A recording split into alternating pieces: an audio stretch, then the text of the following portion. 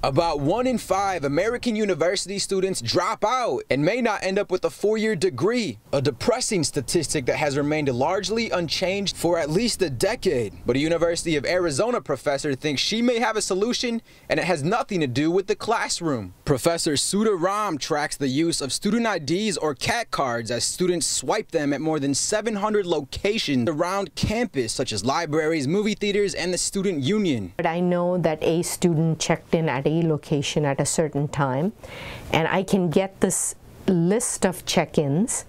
Then you can develop some algorithms to glean their social interaction patterns. Many universities focus on grades to identify vulnerable students, but Professor Ram thinks that by the time a student gets poor grades, it may be too late. If we can see if their interactions are growing or shrinking over time, things like, the size of their social circle, that could possibly give you indications about whether they're happy on campus. If students establish a regular routine on campus, that means they've settled down and they are less likely to drop out. And we found that our predictions are about 90% accurate. I get the theory and I get the objective.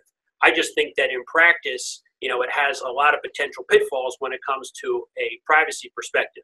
Again, it may not be unlawful, but there's a certain lack of transparency around it in terms of how you're educating students and how you're educating parents. Students vary on what they think about it. I think it's a good form of study to try to track retention rates, but I feel like there's a lot more that needs to be done to fully get, a statistical data. I guess my only concern would just be about privacy, and it's so hard to tell when someone says this is anonymous or not, when it's up to them to choose whether that your information's confidential or not. Ram's research does not identify students by name, but if the university wanted to use it to help stressed out students, that would have to change. She says administrators could come up with a privacy-preserving way to do student interventions if one is considered at risk of dropping out. We don't even know who these students are, so I don't think we're tracking students at all. We have an anonymized data set of check-ins with a timestamp. If we can preserve privacy